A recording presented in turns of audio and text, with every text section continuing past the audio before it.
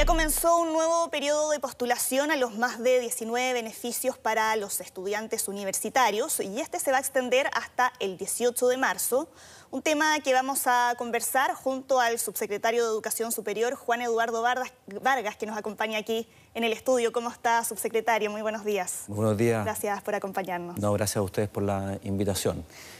A ver... Efectivamente, se abrió un periodo adicional. Sí, este es el segundo periodo, ¿no? Efectivamente. El periodo típico, podríamos decir, se abre a finales del año anterior al cual se otorgan los beneficios. Esto es, el año pasado, entre octubre y noviembre, se abrió el primer periodo de postulación para beneficios estudiantiles para este año académico 2021. Ahora bien, si por alguna razón queda algún alumno rezagado que por distintas razones no postuló el año pasado, o quizá algún alumno, sin haber postulado, ve mermada su situación económica, cuestión que le hace evidente la necesidad de contar con un beneficio estudiantil, este es el momento para hacerlo. Y hay que destacar que lo abrimos la semana pasada, el 18 de febrero, y este periodo se va a extender hasta el 18 de marzo. Por lo tanto, en conclusión, el llamado que nosotros hacemos es a todos los jóvenes que no cuenten con beneficio estudiantil y que deseen tener uno para poder financiar parcial o totalmente sus estudios de educación superior, que se metan a la página del FUAS, fuas.cl, llenen el formulario que ahí aparece y de esa manera estarán automáticamente postulando algunos de los beneficios estudiantiles que nosotros ponemos a su disposición. Esto es gratuidad, becas o créditos. Y eso, subsecretario, por lo tanto, rige para los estudiantes que ahora se están preparando para el ingreso a la educación superior y también para quienes ya están en las universidades, digamos. Efectivamente, y agradezco la pregunta porque permite clarificar dudas que siempre surgen. Los beneficios estudiantiles evidentemente están pensados en primer lugar para quien accede por primera vez a la educación superior. Sin embargo, puede haber jóvenes que estudiando en una universidad, en un centro de formación técnica o en un instituto profesional, cuentan con una situación que se ha visto desmejorada y por lo tanto no cuentan con un beneficio estudiantil, pero desean tener un beneficio estudiantil o incluso teniendo un beneficio estudiantil piensan que podrían acceder a uno mejor. Esta es la oportunidad para que esos jóvenes, tanto los que tienen un beneficio actual como los que deseen para poder financiar sus estudios, hagan su postulación a través del FUAS, como decía. Entonces, en resumen, no solamente para los que no tengan beneficio y estén accediendo por primera vez a la educación superior, sino también para aquellos que tengan eventualmente uno, quieran mejorarlo y, por supuesto, de esa manera seguir financiando sus estudios en la educación superior. Entonces, por lo tanto, al ingresar a esta página fuas.cl hay que llenar ahí un formulario y el estudiante puede elegir el beneficio específico al cual va a postular. A ver, el sistema funciona de la siguiente manera. Podríamos decir, yo siempre digo que el sistema es, entre comillas, inteligente. ¿En qué sentido? En el sentido de que le asigna al estudiante el mejor beneficio al cual puede optar, en función de los requisitos que debe cumplir, de su situación socioeconómica o de la institución en la cual se matricula. Por lo tanto, el estudiante no debe postular a un beneficio específico, simplemente llenar el FUAS. Ahora bien, voy a poner un ejemplo muy sencillo, pero a veces nos pasa lo siguiente. Un joven se encuentra dentro de los 6 primeros deciles de ingreso socioeconómico. Por lo tanto, cumple con el requisito socioeconómico para acceder eventualmente a gratuidad.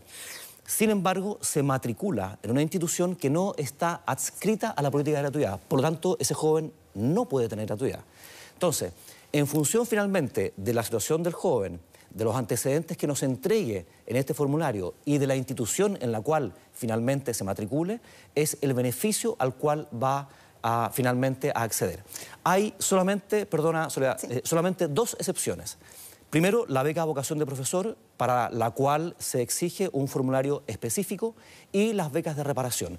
Pero para todo el inmenso conjunto de beneficios, diversas becas, gratuidad y créditos, basta con llenar el FUAS, este formulario, y automáticamente el alumno sabe que va finalmente a acceder al mejor beneficio al cual le corresponda. Entonces, para acceder a ese mejor beneficio y de acuerdo a los distintos datos que se piden en este formulario, por ejemplo, el nivel socioeconómico, eso, ¿cómo se mide? ¿De acuerdo al registro social de hogares? Efectivamente, son diversas las fuentes de información que nutren al Ministerio de Educación, en particular la que provee el Ministerio de Desarrollo Social a través del registro social de hogares. Pero también hay otros antecedentes que es necesario que el joven nos entregue. Por ejemplo, quiénes son los integrantes de su núcleo familiar, de su familia. Es decir, cuáles son las personas con las cuales se comparte no solamente techo, sino que ingresos y gastos. Y eso también es importante decirlo. Muchas veces el integrante de la familia no es necesariamente el padre. Es decir, si el padre no vive con la familia y no aporta al sustento familiar, eventualmente podría considerarse como que no fuera parte de ese núcleo familiar. Con toda esa información, finalmente, se le asigna al joven un decil socioeconómico en virtud del cual finalmente se le va a dar el mejor beneficio estudiantil al cual pueda acceder. Con todo, también es importante resaltar lo siguiente. Para los que postularon el año pasado, les vamos a entregar la información, su resultado, el día 20 de abril. Es decir, este 20 de abril, una vez que nosotros ya conozcamos la información de matrícula de las instituciones de educación superior, le vamos a decir a esos jóvenes, este es tu beneficio. Si por alguna razón un joven considera que el beneficio que se le entrega no es el beneficio al cual él genuinamente debería poder acceder, tiene un periodo de apelación durante el cual puede entregar antecedentes adicionales que permitan eventualmente cambiar, mejorar, por supuesto, el beneficio estudiantil al cual haya podido acceder. Sí, tomando en cuenta ese mismo punto, ese periodo de apelación, ¿qué fechas se comprende? Ahí estamos viendo precisamente el video tutorial donde ahí se explica bien cómo postular.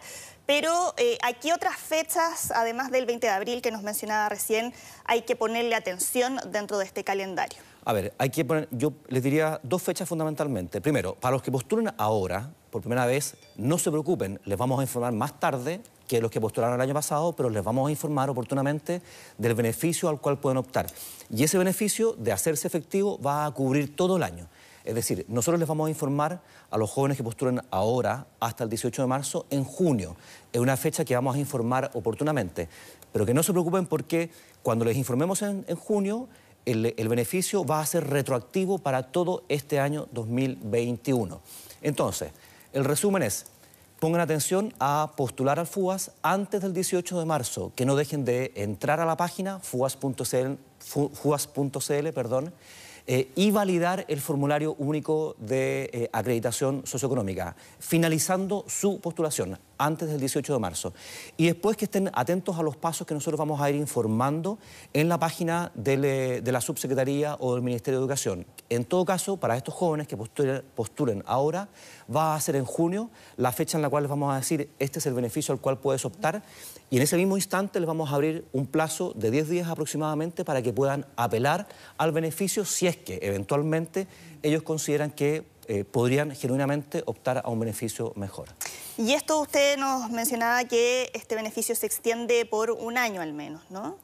A ver, el beneficio se entrega por el año completo, eso es lo que quiero decir. Sin embargo, los beneficios tienen una duración que está sujeta a lo que la ley establezca respecto de cada uno de ellas y también, evidentemente, a las condiciones de renovación. Voy a poner un ejemplo que es quizás el más recurrido, que es la gratuidad.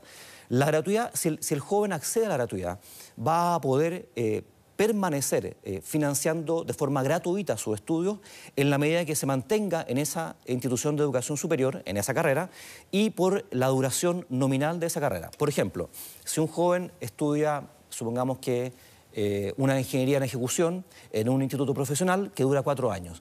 Si accede a gratuidad, significa que va a tener gratuidad para financiar esos estudios durante 4 años, en la medida que cumpla con las condiciones de renovación, que son básicamente que el joven siga matriculado en esa institución y en esa carrera. Y para el periodo de apelación, ¿ahí se exige algún tipo de requisito en específico? Por ejemplo, certificar que su situación socioeconómica se vio mermada. Y además de eso, ¿qué otros tipos de exigencias se van a tener? Efectivamente, nosotros lo que pedimos ahí es que el joven suba a la plataforma antecedentes adicionales, como pueden ser, por ejemplo, un finiquito que tenga su padre o su apoderado y que demuestre que efectivamente se encuentra sin ingresos, y eso evidentemente marca una diferencia con respecto a los ingresos que había informado previamente. Ese tipo de antecedentes son los que nosotros pedimos y que de alguna manera permiten confirmar o constatar que la situación económica, fundamentalmente, del joven ha cambiado y eso implica, en definitiva, el acceso a un mejor beneficio. Y ahora, ¿qué pasa con aquellos estudiantes que puedan tener algún problema con el acceso a Internet? Ahí se está habilitando también otro tipo de canal de atención, ya sea a través telefónico o de manera presencial. A ver, nosotros, la postulación al formulario al FUAS se hace completamente online. Entonces, requiere algún grado de conexión. Pero si por alguna razón un joven tiene problemas de distinto tipo, entre ellos, por ejemplo, una conexión, puede hacer un llamado telefónico a Ayuda Mineduc. Y en Ayuda Mineduc lo van a orientar respecto de cómo o dónde eventualmente puede él ir a una, digamos, a una instalación o directamente al Ministerio de Educación a hacer su postulación, que igual debe hacerse de forma online, de forma... si no, de otra manera, no va a formar parte del grupo de estudiantes que eventualmente va a poder acceder a una ayuda estatal. Subsecretario, y también ahora se viene marzo y con ello el retorno a clases a muchas universidades. ¿Tiene alguna estimación de cuántas van a volver de manera presencial o cuántas van a regresar a través de modalidad híbrida, por ejemplo? Sí, a ver, nosotros a fines del año pasado, en diciembre, de hecho, hicimos un catastro, les preguntamos a las instituciones que nos informaran de qué manera iban a iniciar el año académico 2021, es decir, cómo se iban a impartir las carreras, los programas durante el primer semestre del año 2021. ¿Con qué objetivo preguntamos esto? Con el objetivo de que los jóvenes que van a postular, que están postulando a la educación superior, supieran de qué forma ellos iban a enfrentar al menos el primer semestre del año 2021. Y de esa forma nosotros subimos a la plataforma del Ministerio, acceso.mineduc.cl, la información respecto de en qué modalidad se iban a impartir las distintas carreras. La norma general, porque evidentemente hay casos y casos, es más o menos la siguiente. Las clases teóricas van a seguir impartiéndose de forma remota o de forma online, en la mayoría de las instituciones. Y las clases prácticas, o que tengan un componente práctico, van a ir aumentando su grado de presencialidad. Yo te diría que ese es un poco el resumen, pero por supuesto el llamado que yo les hago a los estudiantes es que vean en la plataforma de acceso cuál es la manera en la cual se va a impartir la determinada carrera para que, sobre la base de esa información, pueda tomar la mejor decisión respecto de a qué institución postular. Una pequeña digresión, Soledad, si me permite. Para nosotros el tema del regreso presencial es extremadamente importante, fundamentalmente por dos razones. Primero, porque sabemos, nos consta que el proceso de enseñanza-aprendizaje es de mejor calidad cuando puede hacerse de forma presencial. Es decir, las tecnologías ayudan, por cierto, hemos visto avances importantes en elementos incluso prácticos como software de simulación, pero no hay finalmente como la presencialidad. Y en segundo lugar, y quizás esto es más importante, que hay un componente de contención socioemocional importante que se da entre los jóvenes. Y esa contención socioemocional se da fundamentalmente de forma presencial. Lo ejemplifico de la siguiente manera. El joven que entró el año pasado a la educación superior y que no conoce a sus compañeros, que malamente conoce a sus profesores, no ha establecido lazos. Y esos lazos muchas veces son fundamentales para que el joven no tome una mala decisión, como eventualmente puede ser desertar o salir de una determinada institución. Eso es lo que nos preocupa y lo que nos lleva a insistir en que todas las instituciones hagan los mayores esfuerzos por retornar, evidentemente con prudencia, en la medida que las condiciones sanitarias así lo ameriten, retornar a las actividades presenciales. Bien, pues, subsecretario, muchas gracias por habernos acompañado y haber resuelto todas las dudas que muchos tenían respecto al proceso de postulación. No, pues gracias a ustedes por la invitación.